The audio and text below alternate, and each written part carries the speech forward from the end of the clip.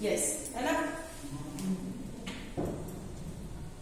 हम लोग कल पढ़े थे कि जब श्री राम शर्मा के भाई उनको बुलाए घर पे और वे डर गए थे कि पता नहीं किस लिए बुला रहे, कहीं में बेर का पेड़ तोड़ रहा था, उसी को देखकर वो गुस्से में तो नहीं बुला रहे, लेकिन घर जब गए तो वहां पर पता चला कि नहीं, भाई साहब एक चिट्ठी लिख रहे थे और उस चिट्ठी को उनको मक्खनपुर डाकखाने में शीघ्र ही तब जल्दी ही पोस्ट कराना था, इसलिए वो बुला रहे थे। ठीक है।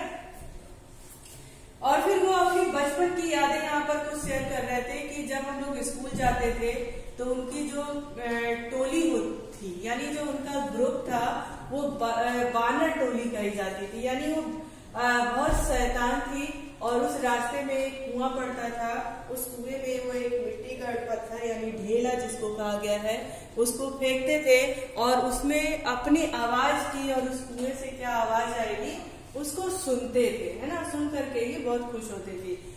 और एक पहले से लोगों की मान्यता थी या लोग जानते थे कि उस कुएं में एक बूढ़ा सांप रहता है, तो जब पत्थर फेंकते थे और वो बूढ़े सांप की आवाज आती थी तो इन बच्चों ने उसको अपना खेल बना लिया था और जब भी जाते थे उस रास्ते और तुरंत उसमें क्या करते थे, एक पत्थर फेंकते थे और उस सांप के फुसकार की आवाज सुनते थे, है ना। वो कहते क्या है कि भाई साहब जब उस दिन चिट्ठी दी और उन्होंने कहा कि इसको शीघ्र ही, इसको तुरंत तेजी से जाओ और मक्खनपुर डाकखाने में डाला, है ना। तो कहना ये चाहते थे कि निश्चित ही वो चिट्ठी कोई जरूरी चिट्ठी रही होगी, तभी भाई साहब ने ऐसा किया। लेकिन बालमन यानी बचपन का समय और वो जा रहे थे और रोज की जो आदत थी तो उस कुएं के पास वो खड़े हुए और पत्थर फेंकने लगे। एक हाथ से वो टोपी निकाले और दूसरे हाथ से पत्थर उसमें फेंकने लगे। उन्हें भूल गया कि उसी टोपी में मैंने भाई साहब के द्वारा लिखी हुई चिट्ठी लिखी थी। देखो तो देखो लिखते हैं कि मृग शावक यानी मृग के हिरण के बच्चे के समान मैं जैसे ही आगे बढ़ा मेरा छोटा भाई मेरे पीछे हो गया, है ना। कुएं के किनारे से एक ढेला उठाया और उछल कर एक हाथ से टोपी उतारते हुए सांप पर ढेला गिरा दिया यानी फेंक दिया। देखिए यहाँ पे आपके पास पिक्चर भी है, देखो ये इनका छोटा भाई है जिसको इन्होंने कहा कि मृग शावक की तरह वो पीछे हो लिया और श्री राम शर्मा एक हाथ में टोपी लिए हैं और दूसरे हाथ से ढेला फेंक रहे हैं। इन्हें भूल गया था कि टोपी के अंदर इन्होंने चिट्ठी छिपा रखी थी, चिट्ठी रखी थी जो मक्खनपुर डाकखाने में डालना था और वो चिट्ठियां क्या हुई, ये देखो आप कुएं में गिर पड़ी। तो अब यहाँ बताते हैं कि कुएं के किनारे से एक ढेला उठाया और उछलकर एक हाथ से टोपी उतारते हुए सांप पर ढेला गिरा दिया, पर मुझ पर तो बिजली से गिर पड़ी। क्यों गिरी? क्योंकि उन्हें भूल गया था कि उनकी टोपी में चिट्ठी रखी हुई है और जैसे ही उन्होंने टोपी उतारी वो चिट्ठियां सारी कुएं में गिर गई, तो बिजली से गिर गई। अच्छा, बिजली से गिर गई का मतलब क्या हुआ, कौन बताएगा? हाँ बताइए बिजली से गिर गई। हाँ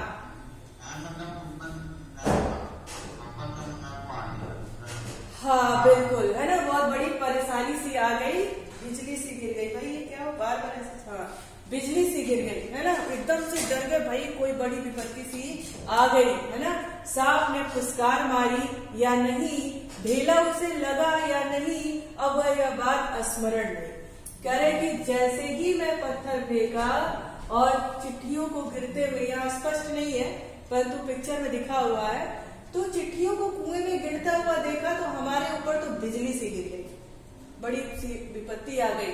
तो उस ढेला के लगने से सांप ने फुसकार लगाई या नहीं लगाई, ये बात मुझे स्मरण नहीं। टोपी के हाथ में लेते ही तीनों चिट्ठियां चक्कर काटती हुई कुएं में गिर रही थी।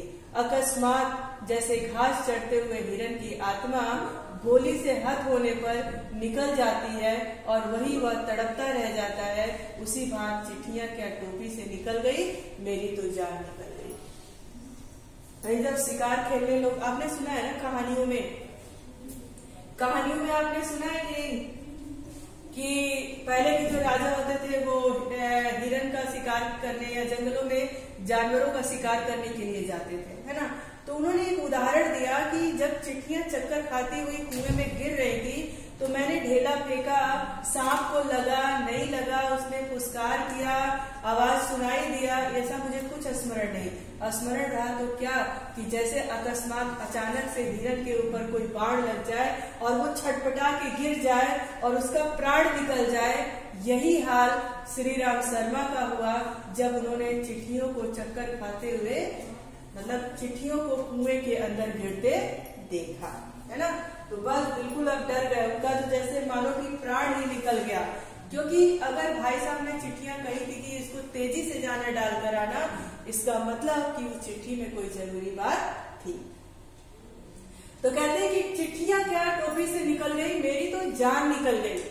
उनके गिरते ही मैंने उनके पकड़ने के लिए एक झपट्टा भी मारा, ठीक वैसे जैसे घायल से शिकारी को पेड़ पर चढ़ते देख पर उस पर हमला करते। कह रहे हैं कि चिट्ठियों को जब मैं देखा कि कुएं में गिर रहा है तो मैं झपट्टा मारकर यानी उछल करके उसको पकड़ना चाहा, ठीक उसी तरह से जिस तरह से एक घायल शेर शिकारी को देख करके, भाई शिकारी जब शेर का शिकार या किसी जानवर का शिकार करता है, यहाँ पर शेर की बात कही गई है, तो शिकार करके और भागता है ना अपने आप को बचाने के लिए, तो घायल से जो भी घायल रहता है वो भर भर सोचता है कि मैं उसको पकड़ूं और अपना बदला ले लूं, है ना। तो कहे कि मैं ठीक उसी तरह से एकदम घायल शिकार की तरह झपट्टा मारा, है ना, लेकिन चिट्ठी उसके हाथ पर नहीं आई। पर वे तो पहुंच से बाहर हो चुकी थी, है ना, लेकिन वो चिट्ठियां क्या हो गई थी, हाथ से बाहर हो गई थी, पहुंच से बाहर हो गई थी, मैं उसको पकड़ नहीं पाता। उनका पकड़ने की घबराहट में मैं स्वयं झटके के कारण कुएं में गिर गया होता। कहने की मैं डर के मारे जिस तरह से झपट्टा मारकर चिट्ठियों को पकड़ना चाह रहा था, तो हो सकता है कि चिट्ठियां तो न पकड़ी जाती, पर मैं ही घबराहट के मारे उसमें गिर गया होता। कुएं की पाट पर, कुएं का पाट यहाँ पे किसको कहा गया,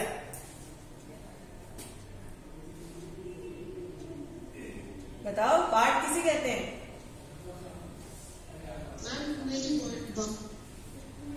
अच्छा, जब कुएं के चारों तरफ ऐसे ऊंचा करके एक बनाया जाता है ना जगह, उसको जगत बोलते हैं, हिंदी में जगत बोलते हैं। अच्छा, आपने सीमेंटेड कुआं देखा होगा ना, तो ऐसा तो नहीं कि कुआं ऐसे गड्ढे की तरह छोड़ दिया जाता है, नहीं, उसको चिन्हित करने के लिए एक ऊंचा सा बनाया जाता है ना, जिसपे लोग ऐसे पकड़ के झांकते हैं या फिर कुएं के किनारे बैठ जाते हैं, होता है कि नहीं, होता है या नहीं? हाँ, है ना। तो उसी के पाट पर कह रहा है कि उसी के पाट पर बैठे हम रो रहे थे, यानी कुएं के किनारे बैठने की जगह थी, उसी के कुएं किनारे पर बैठे हम दोनों भाई क्या कर रहे थे, रो रहे थे। छोटा भाई ढाड़ी मारकर यानी चिल्लाकर, दहाड़ मार करके, और मैं चुपचाप आंखें डबडबाकर। पतीली में उफान आने से ढकना ऊपर उठ जाता है और पानी बाहर टपक आता है।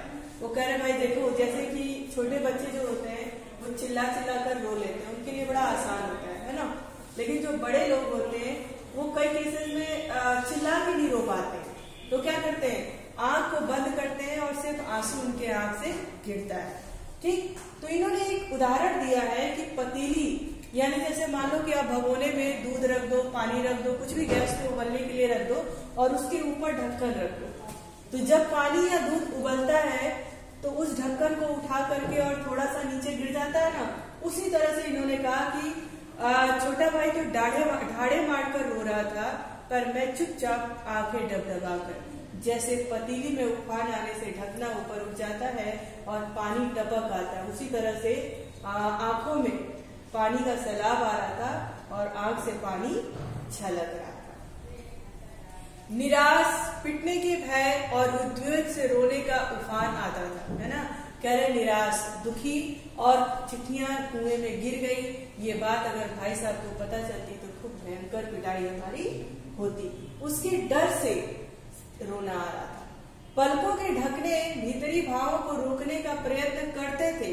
वो कह रहे कि मैं रो रहा हूँ, ऐसा किसी को ना पता चले, अब मेरे जो भीतर के भाव थे मैं उसको रोकने का प्रयत्न कर रहा था, पर कपोलों पर आंसू ढुलक ही जाते थे। कपोलों मतलब क्या होता है बच्चों?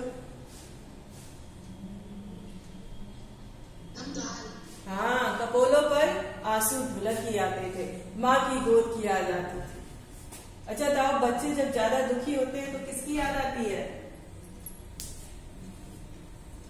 जब तुम बहुत डर जाते हो या फिर तुम दुखी होते हो या फिर खूब खुश होते हो तो सबसे पहले किसकी याद आती है? कौन बचाता है हमें मार से, डांट से? कौन बचाता है? माँ बचाती है ना। तो जब श्री राम शर्मा के हाथ से चिट्ठियां गिर गई, वो डर के मारे रो रहे थे, तो उनको सबसे पहले अपने माँ की गोद की याद आई, यानी अपने मम्मी की याद आई कि माँ बस आजा और भाई के उस गुस्से से मुझे बचा ले। जब तुम लोग घर में गुस्सा होते हो, झगड़ा करते हो और तुमसे गलती हो जाती है ना, गलती अपनी मानते हो लेकिन बचना भी चाहते हो, तो किसके पीछे जाते हो? किसके पास छुपने जाते हो? ईशा यादव, जब आपसे गलती हो जाती है किसके पास जाती हो छुपने के लिए? मम्मी या पापा? पापा के पास, है ना। बहुत सारे बच्चे मम्मी के पास जाते हैं, बहुत सारे पापा यानी अपने पेरेंट्स के पास जाते हैं। तो श्री राम शर्मा को अपने माँ की याद आ जाती है और कहते हैं मम्मी जल्दी आओ, भाई के झगड़े, भाई के डांट से और मार से हमें बचाओ, है ना श्रेया? जब तुम अपने पापा से लड़ती हो और लगता है कि हाँ सच में ज्यादा हो गया, तो किसके पास जाती हो? माँ कभी ज्यादा होता है कि पापा कुछ कहते नहीं है। अरे क्या पता, मान लो कभी कह दिया उन्होंने और तुम्हें लगा यार पापा तो है और मैंने कुछ ज्यादा ही बोल दिया उन्हें। तो मम्मी के पास, है ना। तो श्री राम शर्मा को भी जब इन सब से बचे और बहुत दुख हुआ और अपने भाव को रोकने का प्रयत्न करते थे, फिर भी आंसू ढुलक ही जाते थे और अंत में उनको अपने माँ की याद आती थी। उन्होंने कहा कि माँ की गोद की याद आती थी, जी चाहता था कि माँ आकर छाती से लगा ले और लाड प्यार करके कह दे कोई बात नहीं, चिट्ठियां फिर लिख ली जाएगी, है ना। उनको डर था, फिर वो कहते कि मम्मी प्लीज आ जाओ और गले से लगा लो और कह दो अरे कोई नहीं, चिट्ठियां ही तो थी, फिर से लिख ली जाएंगी, है ना। तबीयत करती थी कि कुएं में बहुत सी मिट्टी डाल दी जाए और घर जाकर कह दिया जाए कि चिट्ठी डाल आए, है ना। अब देखो, बचने के लिए, अपने भाई के डांट से बचने के लिए वो क्या क्या तरकीब सोचते थे। कह रहे थे तबीयत यानी मन कर रहा था कि कुएं के अंदर मैं ढेर सारी मिट्टी डाल दूं और घर जाकर के कह दूं कि चिट्ठी तो हम डाल आए। भाई सारा दोस्त किसके ऊपर मर दे?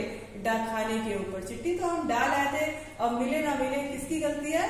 डाकखाने वालों की गलती है ना। ऐसा श्री राम शर्मा सोच रहे थे कि मैं ऐसा कर दूं, पर उस समय मैं झूठ बोलना जानता ही नहीं था। कभी कभी कोई बच्चे ऐसे होते हैं या सभी लोग अक्सर ऐसे होते हैं कि झूठ को छिपाना बहुत मुश्किल होता है। झूठ बोलना आसान है पर झूठ को छिपा लेना बड़ा मुश्किल है ना।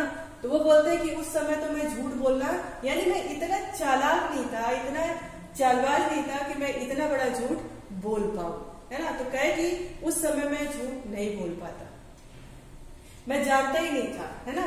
घर लौटकर सच बोलने पर रुई की तरह धुनाई होती। कह रहे थे मैं झूठ बोल पाता नहीं, है ना, लेकिन इस बात का भी डर था कि अगर मैं घर आकर सच बोल दूंगा तो रुई की तरह धुनाई होगी। रुई को धुनते हुए देखा है आपने? कब देखे हो? कब देखे हो? कब? रजाई वगैरह चाहे रुई से कुछ चीज बनते हुए देखे हो? हाँ, तो जो रजाई बनाने वाला, गद्दे बनाने वाला होता है, एक पतला सा तार होता है, उसके पास कुछ औजार, और उसी से पीट के रुई को धुनता है ना। तो पीटना, तो वही श्री राम शर्मा कह रहे हैं कि रुई की तरह धुनाई होती। वो देखता नहीं है कि रुई को कितनी चोट लग रही है या फिर क्या इसका नुकसान हो जाएगा, वो लगातार उसको पीटता रहता है ना। तो श्री राम शर्मा को लगा कि भाई रुई की तरह हमारी धुनाई हो जाएगी।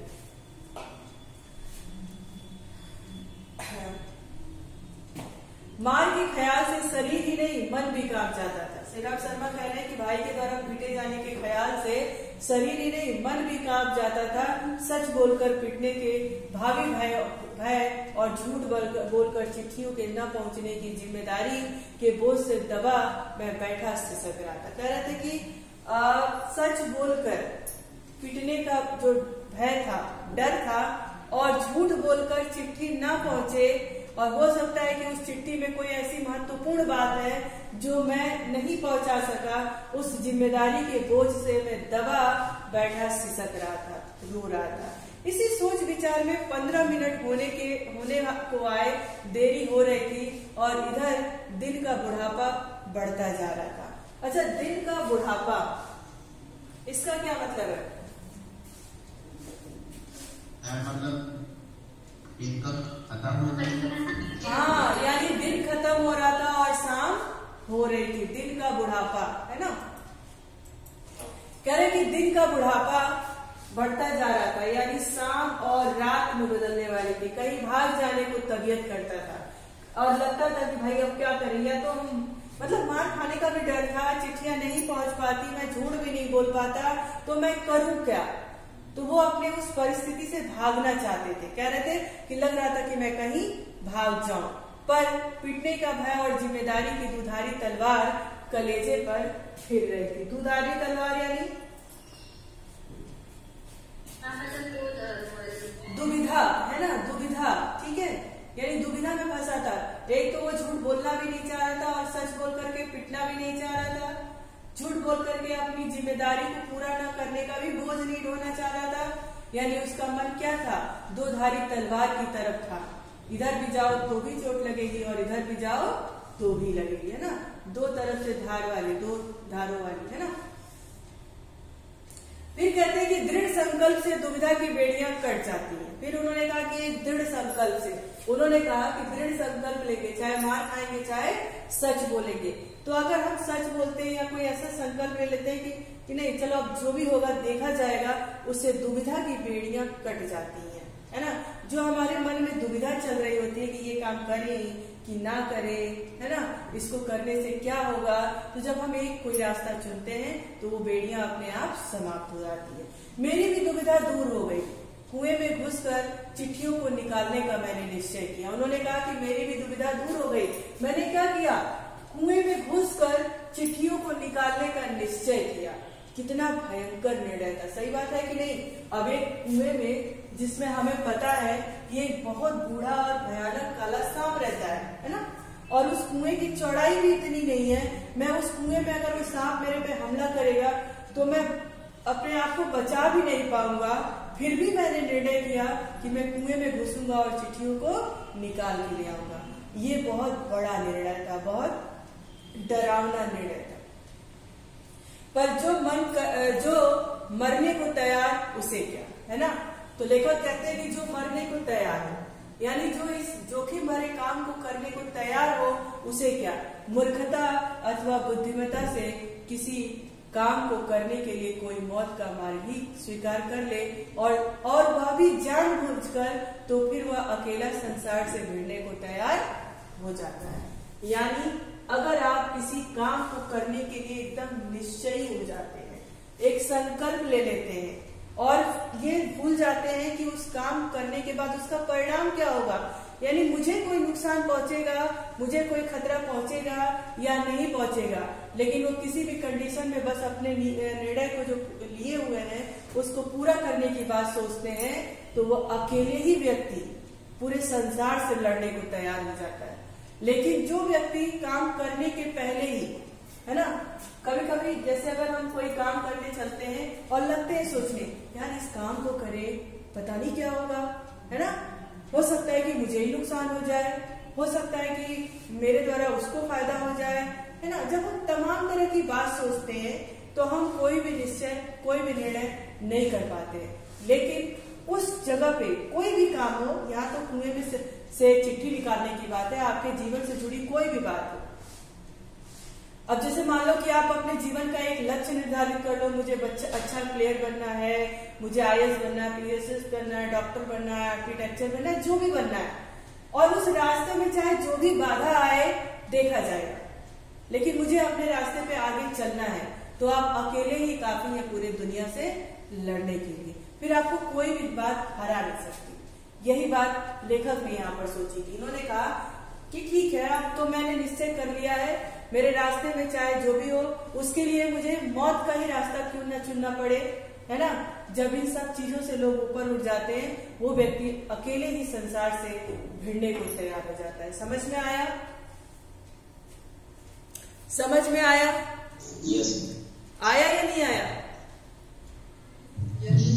हाँ, तो उन्होंने निश्चय कर लिया था बिना फल की चिंता किए हुए, है ना। उनको वो सब बात किनारे छोड़ दिया कि सांप है, वो मुझे काट लेगा, मैं चिट्ठियां निकाल पाऊंगा नहीं निकाल पाऊंगा, मेरी मृत्यु हो जाएगी, या फिर मैं कुएं से सुरक्षित वापस आऊंगा, वो सब कुछ नहीं। बस उनके मन में एक ही बात थी कि मुझे चिट्ठियां किसी भी तरीके से निकालना है। उसे फल की क्या चिंता, है ना। अगर कोई व्यक्ति इतना सोच ले तो लेखक कहते हैं कि वो व्यक्ति अकेले संसार से भिड़ने के लिए काफी है, और फल, उसे फल की क्या चिंता, है ना। और उसका रिजल्ट क्या आएगा, उसका क्या रिजल्ट फल होगा, उसकी कोई चिंता नहीं। फल तो किसी दूसरे शक्ति पर निर्भर है। सही बात है कि नहीं? कर्म करना हमारा काम है, हमें कर्म करना है, फल देने वाला तो कोई दूसरा है। हमेशा से ये बात आप जानते हो। अब जैसे मान लो आपको आपका जीवन का कोई एक उद्देश्य है, आपने उद्देश्य तो बना लिया पर कर्म ही नहीं कर रहे हो, उसलिए कोई काम ही नहीं कर रहे हो, तो क्या आपको रिजल्ट मिलेगा? क्या आपको फल मिलेगा? नहीं। अब जो व्यक्ति कर्म करने के पहले ही फल की चिंता करता है, वो व्यक्ति कभी भी सक्सेस नहीं होता है। तो कर्म किए जाओ, आप अपना काम करो, क्योंकि जो फल, जो रिजल्ट है, वो देने की शक्ति दूसरों पर होती है ना। एक छोटी सी बात चलो एग्जाम की ले लो। आप पढ़ो, आप पहले ये सोच लोगे कि अरे 40 नंबर का पेपर है, ये लिखूंगा, इतना नंबर आ जाएगा, मैम इतना नंबर दे देगी, है ना। ये मत सोचो। आप क्या सोचो, 40 नंबर का पेपर है, चलिए हम कर्म करेंगे, उस पेपर में जो भी प्रश्न आएंगे उसके उत्तर देने की भरपूर कोशिश करेंगे। अब उसमें क्या रिजल्ट आएगा क्या नहीं आएगा, ये मैम के ऊपर छोड़ दीजिए, है ना। तो आप उसमें अपना 100% दे दोगे, ठीक। लेकिन पेपर देने के पहले ये सोच लोगे यार कितना नंबर आएगा, तब आप कुछ नहीं कर पाएंगे, ठीक। तो वो कहते हैं कि उस समय चिट्ठियां निकालने के लिए मैं विषधर, विषधर किसको कहा गया है? सांप को, है ना। विषधर यानी विष मतलब जहर, जहर को धारण करने वाला यानी सर्प। विषधर से भिड़ने को तैयार हो गया, पासा फेंक दिया था, मौत का आलिंगन हो अथवा सांप से बचकर दूसरा जन्म, इसकी कोई चिंता नहीं। उन्होंने कहा कि मैं उस सांप से लड़ने को तैयार हो गया था, पासा फेंक दिया था, यानी अपने उस कुएं में कूदने का आगाज मैंने कर दिया था। अब मौत मुझे, मौत का आलिंगन हो, आलिंगन मतलब क्या होता है? हाँ, चाहे अब मुझे मौत गले लगा ले या